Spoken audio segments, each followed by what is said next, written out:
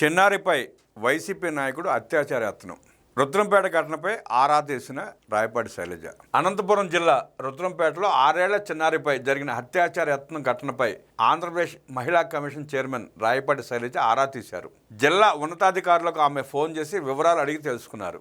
బాధిత కుటుంబాన్ని పరామర్శించాలని వారిని ఆదేశించారు. దీంతో బాధిత కుటుంబాన్ని ఉన్నతాధికారులు పరామర్శించారు. ఈ ఘటనకు బాధ్యుడైన వ్యక్తిని కఠినంగా శిక్షిస్తామని బాధిత కుటుంబానికి వారు హామీ ఇచ్చారు. న్యాయం చేస్తామని ఈ సందర్భంగా బాధిత కుటుంబానికి వారు భరోసా కల్పించారు. ప్రభుత్వం తరపున అన్ని విధాలా అండగా ఉంటామన్నారు. బాధితులకు తక్షణం న్యాయం అందేలా చట్టపరమైన చర్యలు వేగవంతం చేస్తామని ప్రకటించారు. రుద్రంపేటలో 6 ఏళ్ల వయసు ఉన్న చిన్నారిపై వైసీపీకి చెందిన నేత అత్యాచార యత్నానికి పాల్పడటం స్థానికంగా తీవ్ర కలకలం రేపింది. దీంతో స్థానికులు ఆగ్రహంతో ఊగిపోయారు. నిందితుడిపై దాడి చేశారు. అనంతరం 4వ పట్టణ పోలీస్ స్టేషన్లో పోలీసులకు అతడిని అప్పగించారు. నిందితుడు వైసీపీ నేత కావడం ఈ దురాఘాతానికి ఒడిగట్టడంపై స్థానికులు మండిపడ్డారు.